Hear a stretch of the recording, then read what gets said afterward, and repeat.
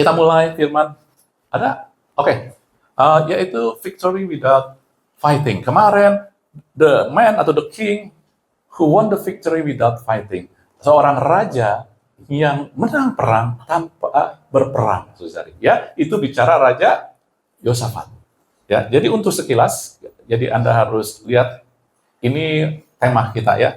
Oke, saya lewatin biar untuk cepat. Nah, minggu lalu kita lihat dari cerita dari pada Yosafat ini, saudari.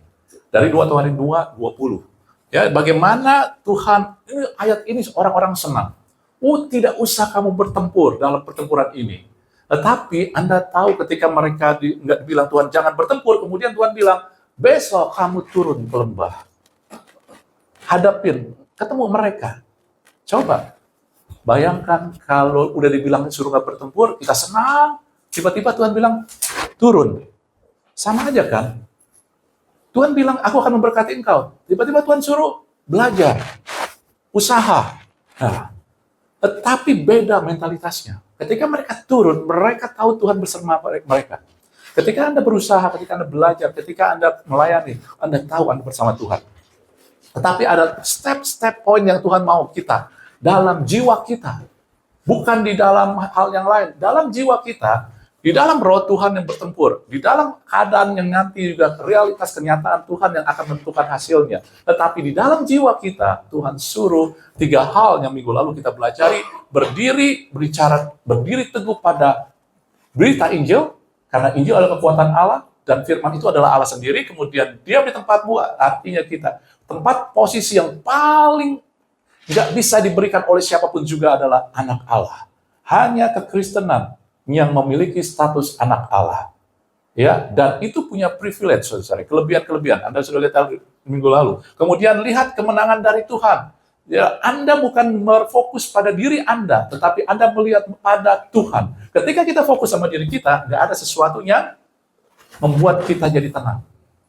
Siapa saya? Udah usia, udah umur, lagi masih kecil, masih nggak punya pengetahuan, nggak punya apa lagi, nggak punya modal. Kalau nih lihat diri kita, 1000 alasan untuk kita kecut. Tetapi ketika kita ngelihat Tuhan, itu dia. Dan Yesus kasih unjuk kok, contoh kehidupan Yesus itu selalu dia nggak berfokus pada keterbatasan. Ketika butuh 5.000 orang buat makan, murid-muridnya udah mulai panik karena mereka melihat apa yang ada pada mereka. Tuhan, uang segini nggak cukup. Tapi Tuhan ngelihat kepada kemenangan yang sudah tersedia. Maka dia bilang, kamu harus kasih mereka makan. Ketika Lazarus mati 4 hari, orang-orang bilang, Tuhan udahlah, ini beyond, atau melampaui daripada yang bisa dilakukan oleh manusia. Tapi Tuhan melihat bukan pada keterbatasan, kepada kemenangan yang sudah tersedia oleh Allah. Tuhan nggak pernah digentarkan. Tuhan Yesus waktu di muka bumi adalah manusia seperti kita, memiliki tekanan jiwa perasaan yang sama, tetapi dia nggak mau dibatasin oleh keterbatasan lingkungan dan dirinya. Anda jangan dibatasi oleh, aduh sakit ini parah sekali.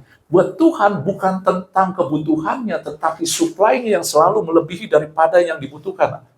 Adik-adik bukan hanya sekedar bahwa, waduh saya nggak mungkin. Kalau kalian hanya melihat Allah yang kecil, pengharapan kalian jadi kecil. Tapi ketika kalian melihat Allah itu menyediakan berlimpah-limpah kemenangan, kalian akan mendapatkan hal yang besar. Banyak dari kita hanya melihat Allah yang kecil, tidak melihat kemenangan yang besar.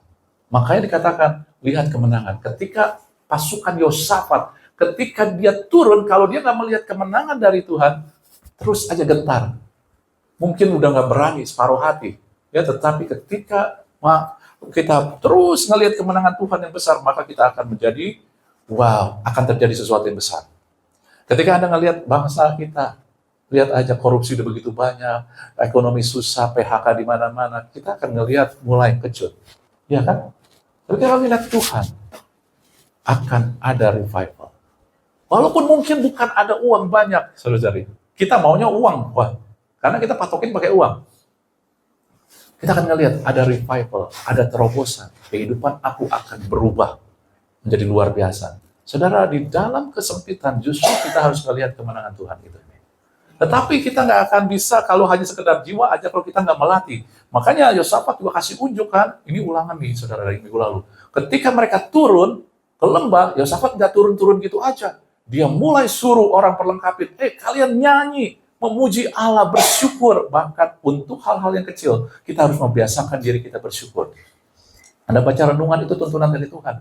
Hal-hal yang kecil, kadang-kadang kita melihat hal yang kita belum dapat, sehingga nggak pernah rasa syukur itu. Kita nggak melihat bahwa kita bisa makan hari ini, kita bisa bernafas, kita bisa sehat, kita bisa duduk, kita bisa apapun juga itu kita syukurin yang kecil-kecil, saudari. Ya, kita bisa usaha, walaupun dapatnya seberapa pun nggak masalah. Tetapi dari yang kecil itu, karena prinsip kerajaan Allah, setiap perkara kecil, hargai perkara kecil, maka Tuhan akan tambahkan perkara yang besar. Ya, saudara. Jadi mulai. Ini tuntunan kehidupan sehari-hari. Ya. Lalu kemudian bukan itu aja, mulai mereka memuji dalam keindahan kekudusan. Kenapa kudus? Karena Tuhan hadir. Anda mulai membiasakan bahwa Allah hadir. Latih ngomong, ngobrol sama Tuhan.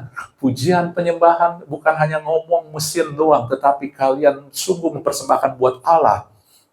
Karena banyak dari kita hanya menikmati pujian karena lagunya udah umum, kata-katanya udah enak, musiknya enak, lagu kata-katanya kita udah kenal. Sehingga ketika kita memuji menyembah, saudara-saudari, banyak dari kita hanya memuji menyembah dengan jadi kebiasaan, jadi kayak mesin doang. Oh, enak. Tetapi tidak menyadari kehadiran Tuhan, sehingga kita tidak memuji menyembah buat Tuhan.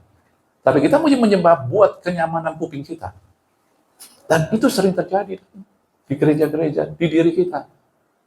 Sebab itu kita mulai ketika memuji menyembah bukan hanya lagunya enak, tetapi kita memuji menyembah buat Tuhan.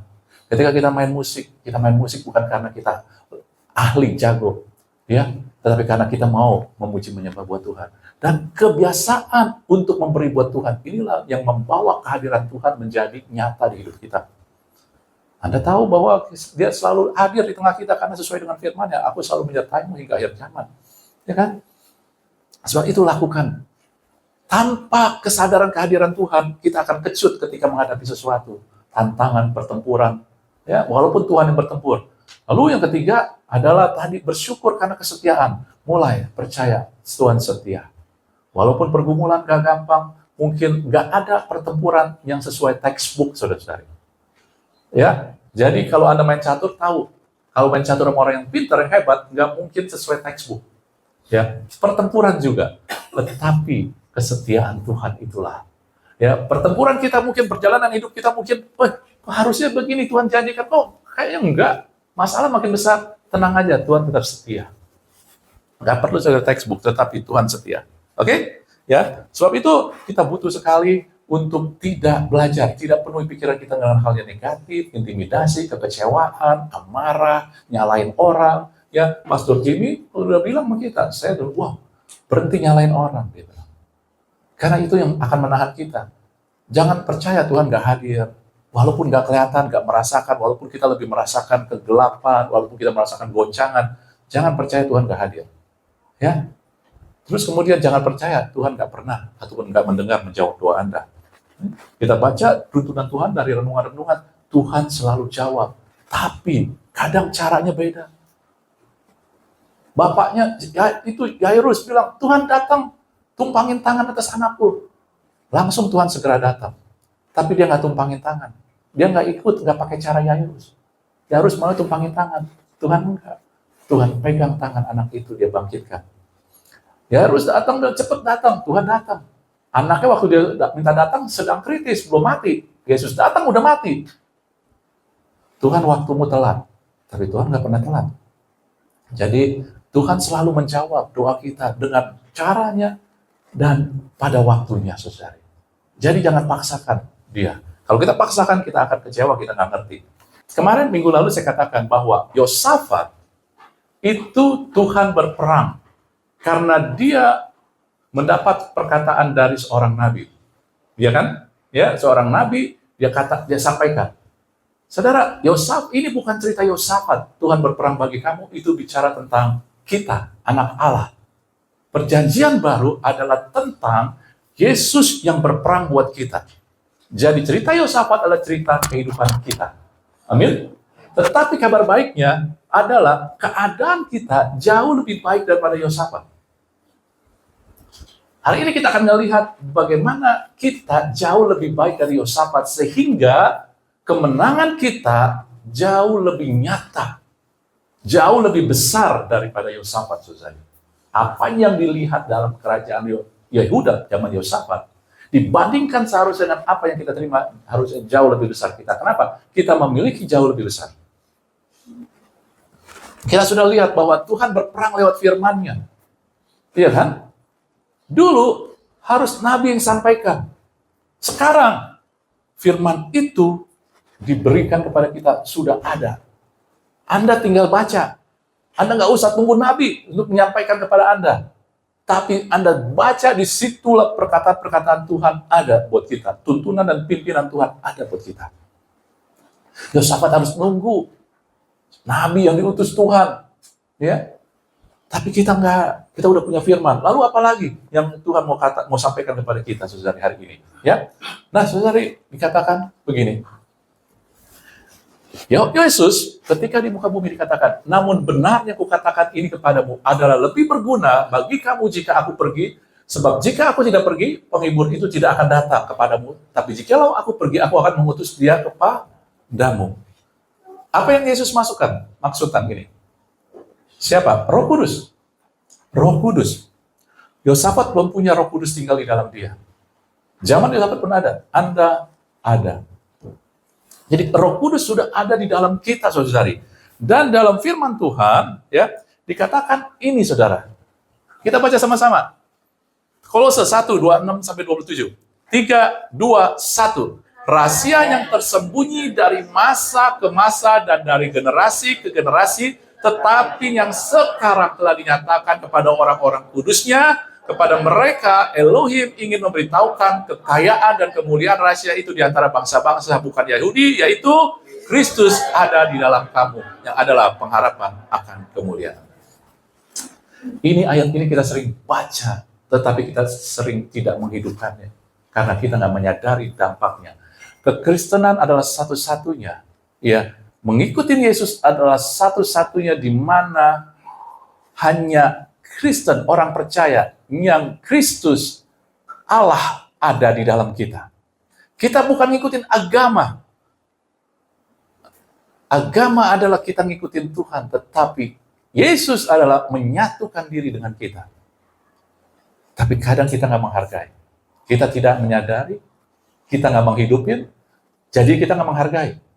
Padahal dikatakan, ini rahasia yang tersembunyi loh dari dulu-dulu. Ini dari masa ke masa, generasi ke generasi, artinya udah bukan ratusan, ribuan tahun, saudari, itu belum dinyatakan, tapi sekarang sama kita dinyatakan ketika Yesus mati dan mengutus Roh Kudus tinggal di dalam kita.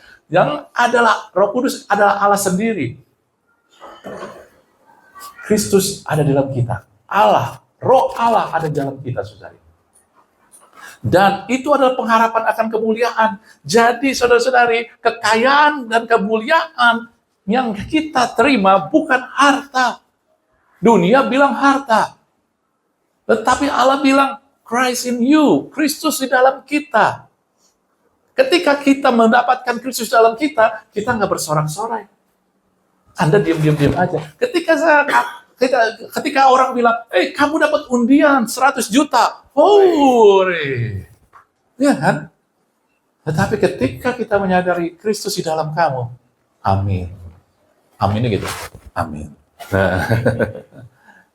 Seharusnya ini rahasia yang dicari-cari, harta karun yang nggak bakal bisa kita lihat lagi kecuali disikapkan, dan itu Yesus sudah berikan. Yang terbesar.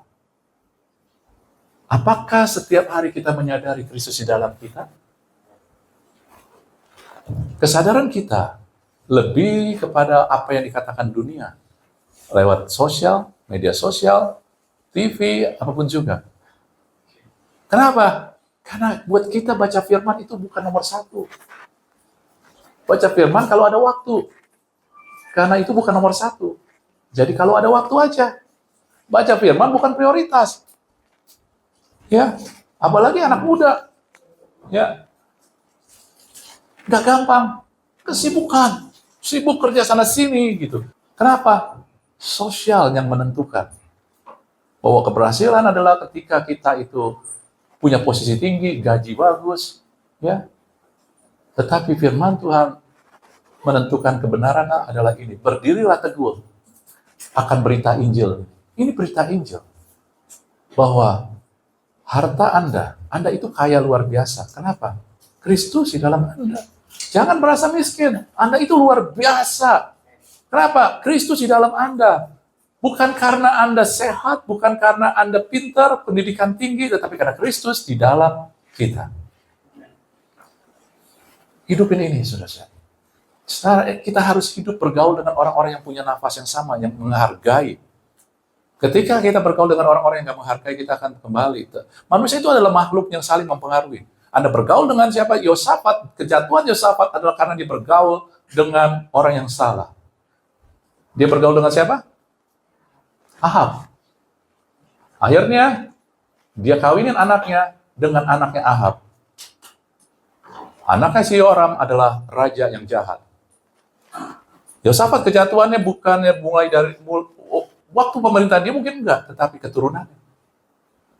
Saudara-saudari, ketika kita mengizinkan pergaulan itu apa sih? Lingkungan kita. Anda baca medsos itu pergaulan Anda. Jadi bukan hanya orang, tapi medsos Anda, apa yang Anda melihat. Oke, baca medsos, tapi yang memuliakan Tuhan, yang firman Tuhan. Ya, apa-apa. Tetapi ketika kita mulai yang hal-hal yang itu, maaf saudara-saudari, kita nggak akan menjadi orang-orang yang sadar menghargai Kristus di dalam kita. Tuhan sudah memberikan kemenangan, tetapi kita nggak menggunakan itu. Jadi, yuk kita ngelihat dampak daripada Roh Kudus ada di dalam kita, saudara. Ya, apa-apa pakai ayat-ayatnya banyak ya. Anda nanti bisa pulang lagi, Anda bisa catat di sini, karena Tuhan itu selalu memberikan tuntunan pimpinan buat kita, sehingga bukan hanya firman. Kalau firman Anda bisa dapat di mana-mana. Tuntunan adalah tempat Anda ditanam.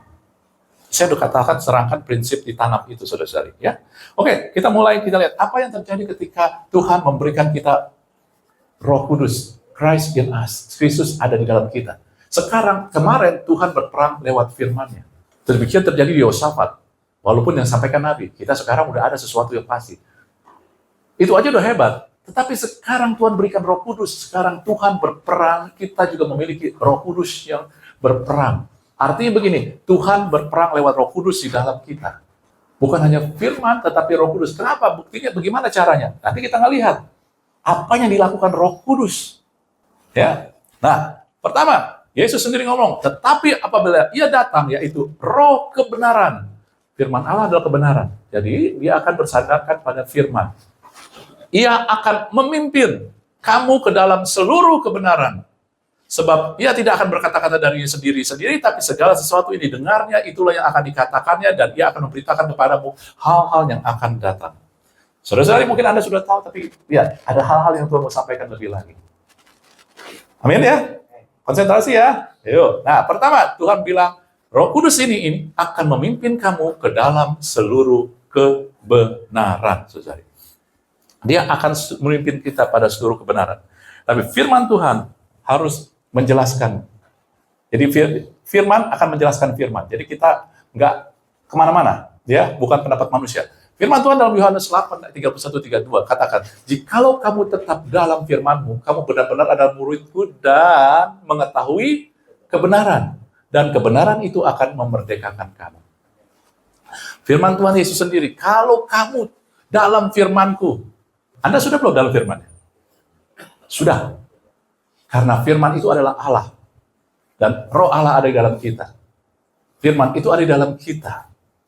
Asal kita mau baca, renungkan, sadari, hidupkan. Ya. Terus kemudian firman itu firman itu kamu tahu kebenaran, saudara-saudari. Anda akan tahu kebenaran. Ya kan? Jadi kebenaran, Roh Kudus akan memimpin kamu pada seluruh kebenaran lewat firman. Enggak lewat yang lain. Bukan lewat nubuatan-nubuatan. Banyak nubuatan bukan berdasarkan firman. Maka disuruh uji. Saya bukan bilang, oh nggak usah perlu nubuatan. Alkitab bilang, ujilah. Sesuai firman nggak? Kalau kita nggak baca firman, kita nggak tahu. Jadi, Anda harus mengerti, belajar artinya renungkan. Ya, nanti Tuhan kasih ajarin sendiri. Sehingga Anda tahu, ini nggak benar walaupun dia pendeta besar. Ini nggak benar. Ya, Karena kecenderungan sosial kita sekarang, yang besar itu dianggap yang benar. Anda tahu, Yesus ketika di dunia hanya punya 12 murid. Dia bukannya besar. Pengikut-pengikut kaum Farisi jauh lebih besar. Yang besar belum tentu benar. Yesus nggak menganggap yang besar itu paling benar. Enggak, kebenaran itu. Kalau yang besar itu pegang kebenaran, oh itu benar. Yang kecil pun juga sama. Tetapi sosial, budaya, menganggap yang besar, yang megah, gedungnya megah, udah ini pasti. Saya dulu menganggap begitu. Sehingga saya cari ke gereja-gereja yang besar. Lalu kemudian firman itu buat apa sih saudara-saudari? Kalau itu sumber dari firman untuk mengetahui kebenaran. Jadi kita butuh firman. Tapi Alkitab juga bilang iman timbul dari pendengaran. Firman itu untuk iman, ya kan? Jadi ketika Anda pegang firman, maka akan mengetahui kebenaran. Dan iman kita timbul. Benar nggak? Tetapi Anda tahu, jadi iman timbul dari kebenaran firman. Anda tahu nggak? Iman itu untuk apa? Karena banyak orang berimannya di luar firman. Iya kan? Oh, saya beriman dapat pasangan hidup yang ganteng, mapan. Itu nggak sesuai firman. Firman nggak janjikan gitu. Firman janjikan pasangan hidupnya sepadan. Dia penolong. Bukan yang dunia tentukan. Gitu. Tapi kita kadang ikutin apa yang dunia tentukan. Nah, saudara, jadi iman itu digunakan untuk firman. Ada nggak janjinya? Jangan yang nggak ada. Kalau nggak ngawur kita. Ya. Nah, Anda tahu iman itu untuk apa buat kita sendiri? Selain itu adalah firman Tuhan katakan, 1 Petrus 1 ayat 9 katakan gini. Baca sama-sama. Saudara. Karena kamu telah mencapai tujuan imanmu, keselamatan jiwamu. Ternyata jiwa kita perlu diselamatkan. Pikiran, kehendak, perasaan kita perlu diselamatkan. Secara roh Anda sudah diselamatkan sempurna. Secara jiwa Anda belum. Makanya Anda benar menderita, Anda dan saya menderita. Kadang khawatir, kadang takut, kadang cemas, kadang nggak berdaya. Tetapi Yesus menunjukkan di muka bumi, dia adalah iman yang sempurna. Ya kan? Ibrani 12 ayat itu katakan, yes, dengan mata yang memandang pada Yesus, pencipta iman dan penyempurna iman. Kenapa? Yesus punya iman yang sempurna. Ada nggak dia khawatir? Nggak pernah. Jiwanya Yesus itu sudah sempurna. Kita mau. Lewat apa? Lewat firman yang menimbulkan iman, saudara. Sehingga ada keselamatan buat jiwa kita, pikiran kita, perasaan kita. Dengan kata lain, ketika jiwa kita benar, artinya pola pikir kita itu udah berubah sesuai dengan firman. Tetapi yang namanya perubahan itu nggak langsung, Tuhan tahu. Itu setiap hari. Ketika Anda dengar kebenaran firman Tuhan, jangan sekedar cari janjinya, tapi mulai apa yang menjadi fondasi prinsip yang membuat saya ini berbeda. Selama ini saya nggak pegang kayak begini prinsipnya. Kalau firman Tuhan, kalau prinsip saya nggak sama firman Tuhan, saya harus berubah. Beri, maka kamu akan diberi. Kalau saya selama ini nggak mau punya prinsip, mulai saya berubah. Jangan mencari keuntungan, jangan mementingkan diri sendiri. Dan beberapa saat ini Anda akan ngelihat sendiri ya, renungan-renungan kita dituntun untuk melihat karakter Allah. Sehingga karena itulah karakter kita. Bagaimana kita bisa berkarakter? Tergantung dari bagaimana pikiran kita. Yesus nggak pernah pakai kekerasan. Pola pikir Yesus adalah dia datang untuk menyelamatkan, untuk menyatakan kasih, belas kasihnya, ya, di dalam kehidupan dia, karakter dia diperlihatkan seperti itu. Kita ngelihat di renungan-renungan yang Anda terima itu, kalau Anda baca, renungkan, aplikasikan, ya, itu kelihatan bahwa kita sedang dituntun. Yesus nggak pernah egois, nggak pernah mau ngambil untung, nggak pernah mau menonjol. Oh, ini gara-gara dia, nggak pernah. Jadi tujuannya dari itu adalah Roh Kudus, tujuannya adalah memimpin kita pada kebenaran supaya jiwa kita diselamatkan, pola pikir kita berubah. Karena hari-hari ini, pertempuran kita yang paling besar adalah pertempuran di dalam kita, bukan yang di luar. Gengsi kita ditentukan oleh sosial. Gengsi artinya nilai kita. Apakah Anda sekarang mau berani berdiri?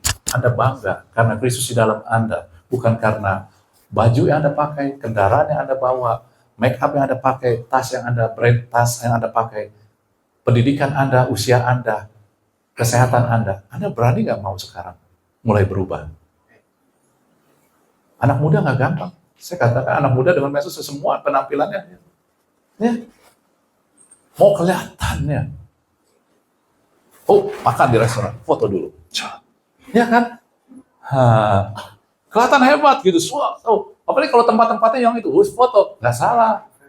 Itu. Tetapi jangan buat itu membuat Anda jadi bangga. Saya bisa makan ini, saya bisa ada di restoran ini, saya ada di tempat ini. Oh, kalau jalan-jalan, foto, saudara-saudari. Iya kan? Foto. Saya membiasakan diri nggak foto-foto. Anda nggak akan tahu saya makan apa. Kalau saya nggak makan, Anda nggak tahu. Saya ada di mana, Anda nggak tahu kan? Bukan mau rahasia. Saya takut saya ngikutin juga. Saya bukan orang hebat. Manusia tuh orang yang bisa dipengaruhi. Makhluk yang gampang dipengaruhi. Makanya Tuhan bilang pilih teman yang benar. Saya takut gitu ya. Jadi saya nggak mau, bukan Anda nggak boleh ya, tapi bijaklah. Jangan sampai nilai Anda ditentukan apa yang Anda pakai, Anda makan, Anda. Jadi kalau Anda nggak punya, sorry ini, maaf ya, bukan saya. Kalau kita nggak punya secara finansial, Anda tetap harus bangga. Kenapa? Karena kebanggaan saya adalah Kristus di dalam saya. Nggak bisa hanya sekedar kita ngomong amin, dan itu akan menjadi pola pikir kita. Kalau kita nggak biasa baca firman, renungkan dengan benar, bukan hanya sekedar cari janjinya. Amin, saudara-saudari. Tuhan kasih yang luar biasa, tetapi dalam keluar biasa itu harus ada tanggung jawab yang juga lebih besar. Anda yang kerja tahu ketika posisi Anda naik, jabatan Anda naik, maka Anda juga diminta tanggung jawab yang besar. Tuhan kasih sekarang Anda tuh lebih luar biasa daripada zaman Yosafat, tetapi juga Tuhan minta Anda berubah pola pikirnya. Ya, amin. Kemudian dikatakan di dalam Yohanes 6, saudara-saudari, ayat nomor 3, banyak ayat ya, apa kan? Pak Yanpong lebih banyak, tapi saya ya, berusaha untuk lebih banyak, supaya kita bisa bahasa fondasinya tahu. Rohlah yang memberi hidup. Daging sama sekali tidak berguna. Nah, kita sering kali baca ayat ini, oh kita hidup dalam roh, jangan hidup keinginan-keinginan daging. Benar. Tetapi di dalam konteks Yohanes 6 ayat 3 dikatakan, perkataan-perkataan yang kukatakan kepadamu adalah roh dan hidup. Anda ngelihat enggak? Waktu saya baca ini, saya mulai ngelihat. Saya mulai diingatkan dalam Yesaya 55 ayat 11. Firman yang keluar dari mulutku tidak akan kembali sia-sia, tapi akan melaksanakan apa yang ku kehendaki dan berhasil kemana ku suruh. Saudara, yang keluar dari mulut Allah, bukan yang Anda baca. Yang keluar dari mulut Allah. Bagaimana saudara dan saudari, Anda dan saya bisa melihat firman itu keluar dari mulut Allah? Satu-satu cara adalah ketika firman itu hidup. Dan yang bisa menghidupkan firman itu hanya Roh Kudus. Ketika Anda baca firman tanpa menyadari Roh Kudus, Anda akan baca hanya cerita, buku, ayat, teks aja. Nggak beda daripada teks bacaan yang Anda pelajari. Ketika Anda dan saya baca dengan Roh Kudus, maka tiba-tiba ayat itu keluar. Seperti berbicara kepada Anda. Karena dari begitu banyak, masalahnya adalah ketika Yosafat dikasih perkataan lewat Nabi, udah spesifik. Kamu nggak berperang. Sekarang kita punya yang penuh, lengkap, semua. Mana yang buat situasi dan waktu keadaan Anda? Itu kan banyak kan? Alkitab kan banyak sekali kan? Dari perjanjian lama, perjanjian baru itu ada banyak tuntunan pimpinan Tuhan. Sekarang mana untuk situasi Anda? Mana yang dihidupkan? Mana yang diperkatakan Tuhan buat saat itu? Kita butuh Roh Kudus. Dan Tuhan berikan. Jadi Roh Kuduslah yang memberi perkataan yang tertulis itu jadi hidup. Sama kayak kita menyembah, kalau kita jadi rutinitas, Kita nggak menyembah, saudara. Anda sedang bernyanyi doang. Ketika kita berikan perarah karena kita tahu hadirat Tuhan ada, itu baru menyembah. Walaupun kata-kata kita nggak keluar. Ketika kita tersungkur, Anda baca di Wahyu, mereka menyembah, surga sunyi. Nggak bisa keluar kata-kata. Apakah itu menyembah? Menyembah. Tapi juga ada di mana surga bunyinya seperti lautan deru, suara deru. Apakah itu menyembah? Menyembah. Jadi nggak ada patokan menyembah. Kadang menyembah itu bisa sampai diam doang selesai. Anda nggak bisa nyanyi lagi. Tahu lagunya, tapi nggak bisa nyanyi lagi. Itu menyembah. Tapi ada orang yang, wow, menyembah, tapi nggak melihat kehadiran Tuhan. Jadi pujian penyembahan harus melihat Tuhan. Baca firman pun juga. Anda bukan hanya sekedar baca, tetapi Anda mulai Roh Kudus. Yuk, hidupkan. Roh yang memberi hidup. Roh yang memberi perkataan-perkataan tertulis ini jadi hidup. Sehingga seperti Tuhan ngomong kepada kita. Karena hanya firman yang keluar dari mulut Tuhan. Yang hidup itu. Anda tahu ketika seorang raja yang besar, gitu ya, misalkan raja yang luar biasa di dunia ini, siapa sih raja yang besar? Saya nggak tahu, mungkin oke, kita harus, Anda bayangkan aja, soal raja yang besar datang kepada Anda, lalu dia ngomong, ya, dia ngomong kepada Daniel, aku akan kasih kamu rumah. Ini raja yang besar, yang kayanya luar biasa, yang dignity, orangnya berintegritas. Kalau dia ngomong apa aja, dia hanya ngomong, Daniel, aku akan kasih kamu rumah. Rumahnya belum kelihatan, tetapi karena perkataan itu dikatakan oleh raja itu, maka itu jadi hidup. Artinya apa? Akan mengerjakan apa yang dikatakan. Kalau yang katakan bukan orang, hanya tulisan doang, nggak tahu siapa, itu nggak akan jadi apa-apa. Tapi ketika sampai Anda dengar Yesus sendiri yang ngomong lewat Roh Kudus, maka itu nggak akan terjadi, pasti terjadi. Dan ini kita butuh menyadari, ya, level kita sekarang kita udah diangkat naik ke Tuhan. Kita bukan sekedar baca aja, minta baca sama Roh Kudus supaya dihidupkan. Kalau Anda nggak dihidupkan, jangan buat-buat, biarin aja. Santai aja, Anda menikmati firman. Karena firman ada juga untuk mengubahkan kita, ada untuk memberikan terobosan buat kita. Ya, anggap aja baca itu untuk mengubahkan kita.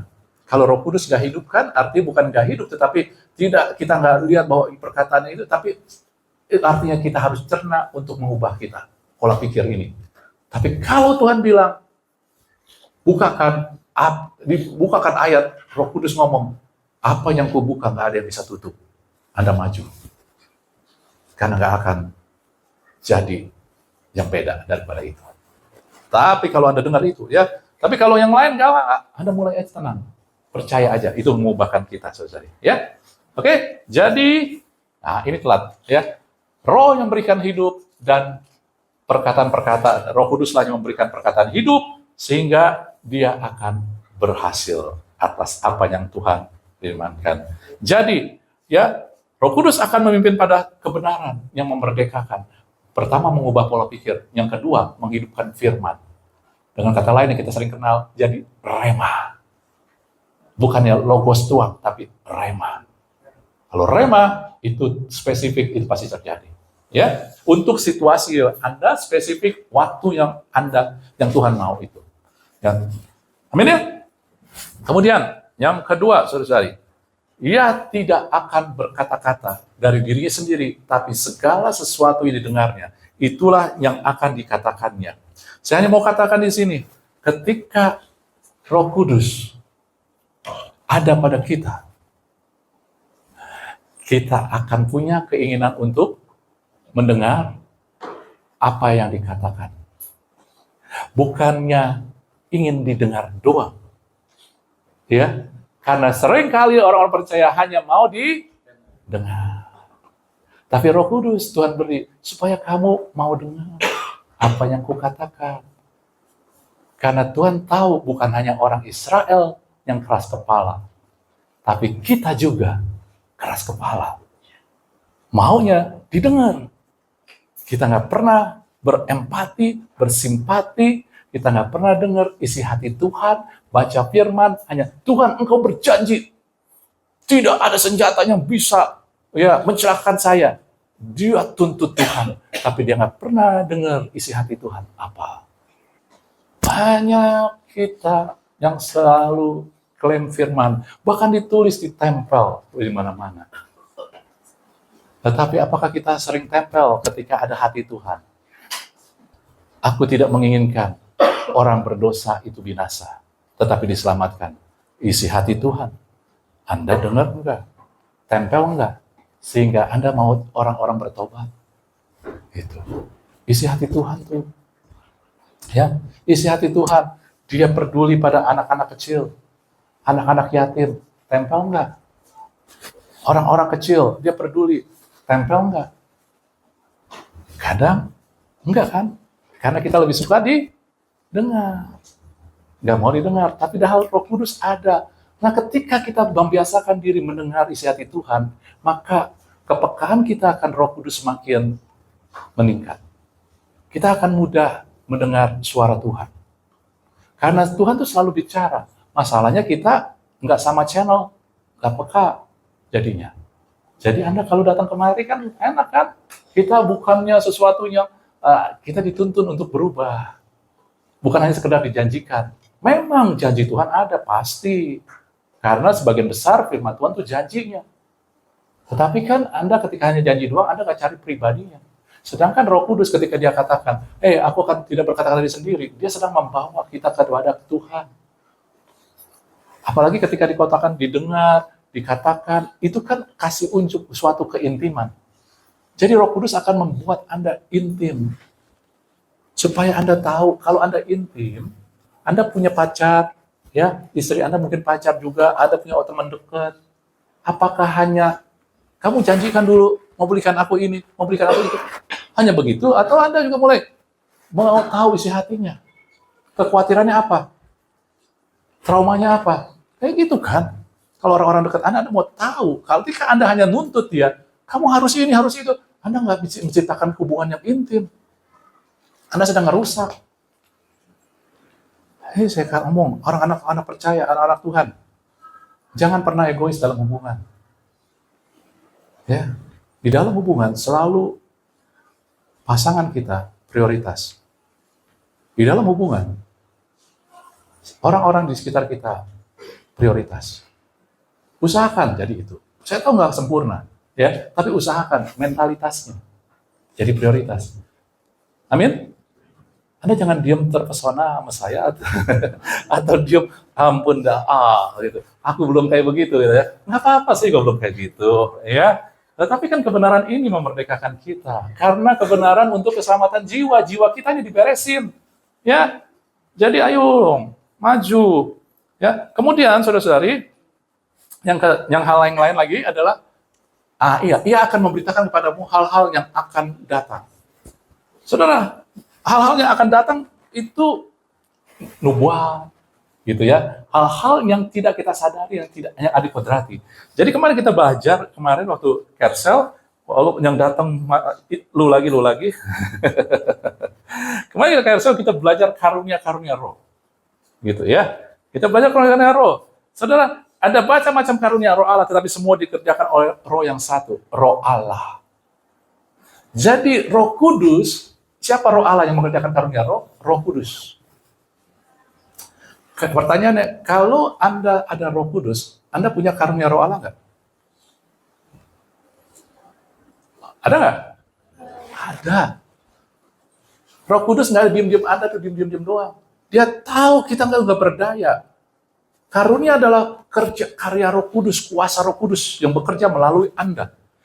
Di Korintus karena ada 9 karunia, tetapi di Roma ditambahin lagi yang lain. Ingat ya, karunia melayani itu ramah tamah, itu karunia. Ada orang yang ramah tamah, ya. Yang kau salah satunya orangnya ramah, gitu. Kalau ada dia jadi ramai, semua orang yang baru datang jadi rasa nyaman, gitu. Itu karunia, nggak semua orang seperti dia, gitu. Itu karunia. Jadi karunia bukan hanya mujizat, enggak. Gereja Tuhan butuh yang lain-lain, ya. Ada orang yang karunianya memberi, gitu, ya. Jangan bilang, jangan berikan saya itu, Pak. Karena memberi itu, aduh, luar biasa, dia merasa itu baru puas ketika bisa memberi, saudara. Ya, nah, tapi di Korintus ada 9, karunia membuat mujizat, karunia iman, karunia berkata-kata dalam roh, menafsirkan bahasa roh, pengetahuan, berkata dalam hikmat, membedakan roh, saudara. Itu dilakukan oleh Roh Kudus. Kalau Roh Kudus ada dalam Anda, artinya Anda pun telah diberikan karunia itu. Masalahnya, kita tahu nggak, sadar nggak, percaya nggak? Ketika kita sadar, kita percaya, langkahnya adalah melangkah. Kita mulai melangkah. Di mana? Anda baca, karunia-karunia roh itu diberikan untuk membangun jemaat. Anda mulai terlibat di dalam pelayanan, di dalam jemaat Tuhan. Bukan untuk kemuliaan diri sendiri, enggak. Ya, bukan untuk supaya hebat, nih saya hebat nih, punya karunia bikin mujizat, bisa sembuhin orang segala. Bukan itu. Tapi miliki hati untuk membangun. Ketika kita tadi peduli sama orang lain, kita mulai perhatikan orang lain, ini karunia ini jadi aktif, saudara-saudari. Gampang kok, Anda sudah ada. Tetapi harus ada di lingkungan yang benar. Hati yang benar, ya, tulus, peduli orang lain. Nah, tiba-tiba ini aktif nih karunia roh. Anda sudah ada, baca Alkitab, itu sudah diberikan. Ya, buat jemaat Tuhan, tubuh Kristus. Jadi ketika dia akan memberitakan padamu hal-hal yang akan datang, itu bicara tentang karunia roh. Dia akan melakukan karunia roh, memberikan karunia roh, menyatakan karunia roh dalam kehidupan Anda. Tapi bagaimana kalau saya belum lihat? Karena kitanya belum menyadari, belum mau bertindak, belum mau terlibat. Karena roh nggak akan dimulai ketika Anda merasakan, saya udah bisa nih. Ketika Anda nyemplung, Anda mau terlibat, itu baru kelihatan. Ketika Anda baru mau, oke Pak, saya mau ambil bagian, saya mau worship, Anda baru lihat karunia Anda, ternyata saya bisa ya nyanyi, ternyata saya nggak fales ya, saya tahu nada ya, gitu saja. Jangan suruh saya nyanyi, saya nggak tahu nadanya apa. Ya, karena bukan karunia saya. Gitu. Tapi ketika Anda mulai terlibat, ya Pak, saya mau ambil bagian, saya mau memberi, Anda baru sadar, ternyata waktu saya memberi, waduh, hati saya itu jadi enak sekali. Saya jadi bahagia, lebih bahagia. Jangan tahan karunia memberi itu. Ya, memberi banyak macam. Tetapi yang paling umum adalah memberi uang. Saudara-saudari, kalau udah uang sensitif sekali kita. Ya, apa-apa, saudara-saudari, Anda semakin diberkati ketika Anda belajar untuk memberi. Karena nggak mungkin, Pak Yanko bilang, nggak mungkin kalian bisa memberi kalau tidak diberi dari Tuhan. Ketika Anda mulai menginginkan memberi, Anda tahu keran dari Tuhan sedang dibuka kepada Anda. Amin ya. Tapi jangan mancing Tuhan. Memberi karena hati. Oleh sebab itulah kita memberi karena sukacita. Memberi karena kita mengerti apa yang sedang terjadi. Ya? Nah kemudian saudara-saudari, ia akan memberitakan kepadamu hal-hal yang akan datang. Itu bukan hanya karunia, tetapi itu juga janji-janji Tuhan. Karena janji-janji Tuhan belum kita lihat sekarang. Janji Tuhan itu buat masa depan kita. Yang dimaksud masa depan itu 1 detik dari sekarang pun masa depan. Ya, kesembuhan bisa 1 detik dari sekarang, bisa juga sebulan, setahun. Tetapi Roh Kudus akan memberitakan kepadamu apa yang akan terjadi. Kamu akan sembuh karena bilur-bilur Yesus. Misalkan begitu, saudara. Keluargamu akan dipulihkan karena itu janji Tuhan. Tahukah Anda firman Tuhan katakan dalam Yesaya, aku akan menyelamatkan anak-anakmu. Firman itu jadi hidup ketika Roh Kudus hidupin saya. Sebab itu saya pegang, walaupun mungkin saat ini belum dilihat, tapi saya tahu itu pasti terjadi. Karena saya tahu ketika Tuhan ngomong, itu sudah ada. Ketika Tuhan ngomong itu sudah ada. Kita nggak perlu berperang lagi untuk merapatkan jarahan, rebutan, tetapi itu sudah ada. Kalau itu belum terjadi, it's okay. Tetapi Anda pegang, dan Roh Kudus akan ingat itu janji-janji Tuhan terus. Sehingga Anda bisa bertahan di dalam ketakutan, kekhawatiran, di dalam awan kelabu, di dalam teror-teror si jahat ini, saudara. Dia akan bikin kita ingat janji Tuhan, dan janji itulah ya yang akan membuat kita teguh. Janji Tuhan itu bukan hanya sekedar kamu akan jadi naik turun, bukan turun. Enggak, janji Tuhan adalah aku akan menyertaimu. Aku Allah yang setia akan memulihkanmu. Itu janji Tuhan. Kesetiaan pribadi Tuhan adalah juga kekuatan buat kita, saudari. Karena lebih besar Dia daripada segala sesuatu. Kalau Dia ada sama kita, ya dengan segala kepribadiannya, maka kita udah pasti menang, saudari. Jadi inilah kita diberikan firman Tuhan. Kalau nggak ada Roh Kudus, nggak jadi hidup. Maka Tuhan berperang lewat Roh Kudus. Dia ubah pola pikir kita. Sehingga kita bukan lagi orang-orang yang mau ditentukan oleh apa kata dunia, tetapi apa kata firman Tuhan. Aku berharga, aku mulia, aku ini dikasihi Tuhan. Bukan karena aku kaya, bukan karena aku cantik, bukan karena aku bisa lakukan ini dan itu, tetapi karena apa yang Yesus telah lakukan buat aku. Mulut Roh Kudus akan menghidupkan firman itu jadi hidup, sehingga tidak akan kembali sia-sia. Bukan hanya sekedar baca Alkitab, baca teks Alkitab, bukan. Anda mulai mendapatkan, Tuhan mulai ngomong kepada Anda. Sehingga Anda punya hubungan yang intim. Lalu mulai percaya, ada Roh Kudus, silakan kau bekerja. Karunia Tuhan mulai bekerja. Anda mulai mau ditanam, saudari. Lalu Anda mulai ingat janji-janji Tuhan kepada kehidupan Anda. Tapi bukan hidup-hidup aja, saudari.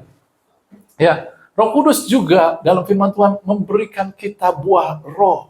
Karena kuasa yang Tuhan berikan kadang bukan sekedar pada mujizat, tetapi pada karakter kita, saudari. Buah roh dalam Galatia 5:22 itu kasih, sukacita, damai sejahtera, kesabaran, kemurahan, kebaikan, kesetiaan, kelemah lembutan, penguasaan diri.